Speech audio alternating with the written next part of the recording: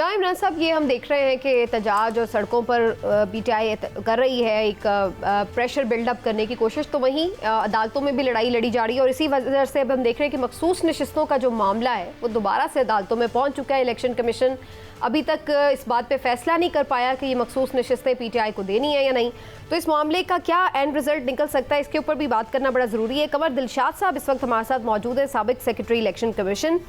कमर साहब बहुत बहुत शुक्रिया आपके वक्त का।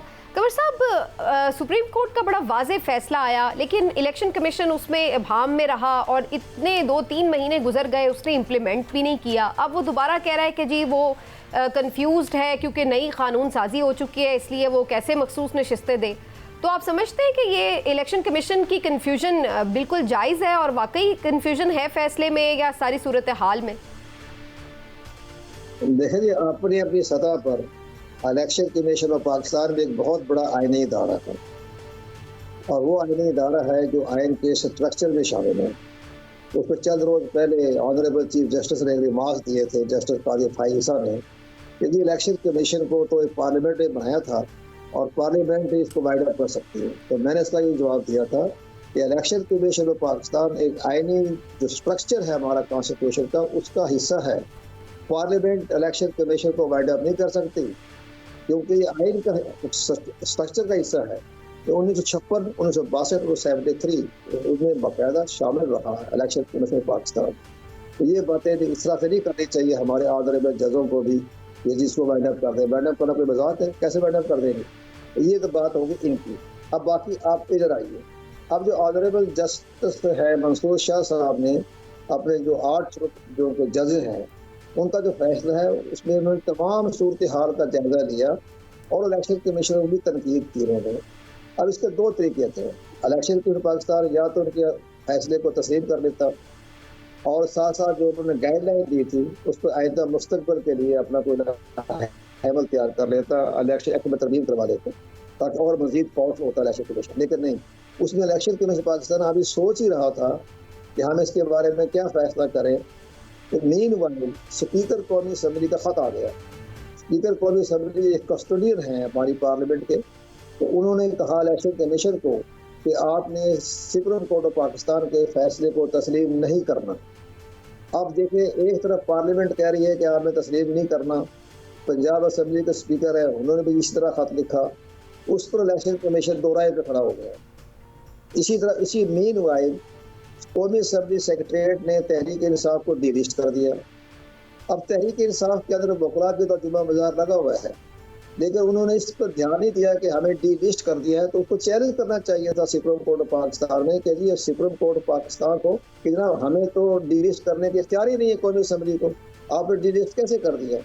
आइन के आर्टिकल 17 कहता है कि सिर्फ सुप्रीम कोर्ट ऑफ पाकिस्तान ही किसी पार्टी को डिलिस्ट कर सकते हैं और कोई इदारा नहीं कर सकते। बहरहाल खामोश है तहरीक इंसाफ के मफाद तो तीन है। लेकिन अब इलेक्शन कमीशन ने जब सारा फैसला पढ़ा तो उन्होंने इस नतीजे पर पहुंचा इलेक्शन पाकिस्तान, ये बहुत से आइन के मुताबिक है।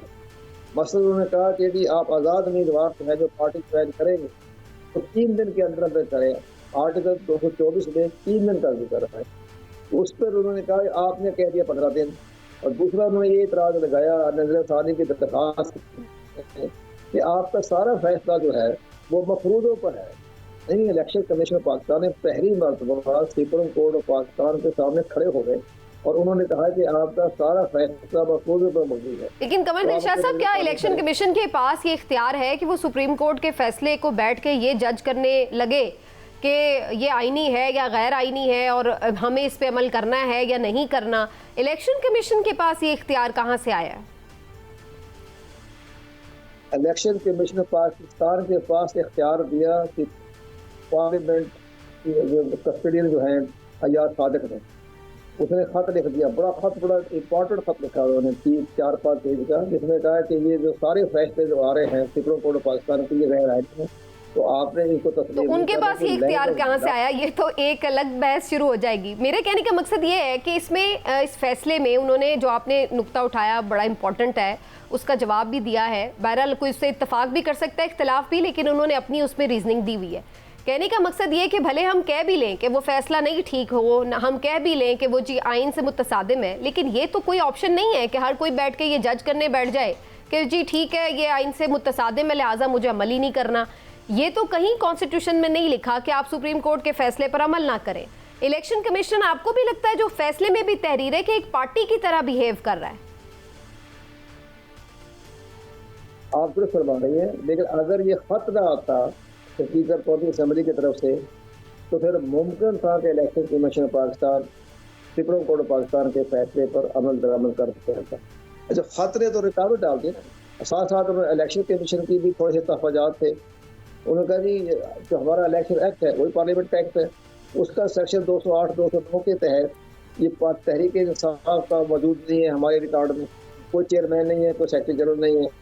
और लेकिन इंटर पार्टी इलेक्शन, लेकिन कंवरदिल शाह साहब एक इशू ये भी तो है ना, एक इशू ये भी है कि जब इलेक्शन कमीशन ऑफ पाकिस्तान ने ये फैसला कर लिया कि उन्होंने सुप्रीम कोर्ट के फैसले को वजाहत को चैलेंज करना है, तो फिर उस चैलेंज करते वक्त उन्होंने अपना केस तो बयान करना था ना कि उन्हें क्या एतराज़ है। अब अगर उसमें वो ये समझते हैं क्या, अगर वो कहें कि सुप्रीम कोर्ट ने साहब कुछ ठीक किया तो फिर तो वो इतराज़ किस बात पे करते हैं? इतराज़ तो उनका यही है कि जी आपने जो किया है वो आपने रीराइट कर दिया आइन और आपका फैसला मफरूज़ों पे मबनी है। इसमें ये तो नहीं है कि वो एक पार्टी बन गए हैं। मैं इसमें अब अपने इदारे आप अपनी जगह पर बड़े मुस्तहकम हैं, हर इदारे अपनी पावर को इस्तेमाल करना जानते हैं। ये इलेक्शन कमीशन 2018 का नहीं है, जब से बाहर से जब एग्जेक्टिव से आ गए हैं चीफ इलेक्शन कमिश्नर, तो वो उन्होंने सारा आइन और कानून को देखते हुए उन्होंने कहा हम भी तो है कि बहुत बड़ा आइनी इदारा है।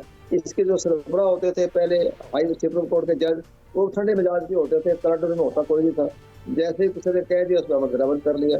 इन्होंने कहा जी हमारा आइन ये कहता है, आइन का ये आर्टिकल ये कहता है, आर्टिकल 222 ये कहता है, आइन का आर्टिकल 218 ये कहता है।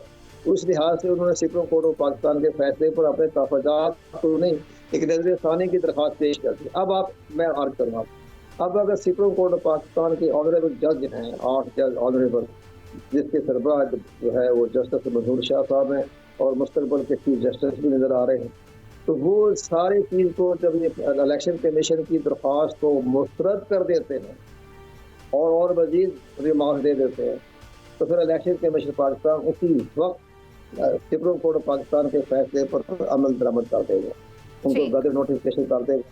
चलिए, इसका मतलब है कि इसको अभी आप देख रहे हैं कि दोबारा ये मामला जब जाएगा डिस्कशन में तो इसका कोई हतमी फैसला होगा। शुक्रिया आपका बहुत बहुत कंवर दिलशाद साहब, आप हमारे साथ मौजूद रहे प्रोग्राम में। यहाँ पर एक ब्रेक लेते हैं और ब्रेक से वापस आकर डिस्कशन को आगे बढ़ाएंगे। पीटीआई की क्या पॉलिटिकल स्ट्रैटेजी है और आईनी और अदालती मामलात के ऊपर वो क्या सोच रही है,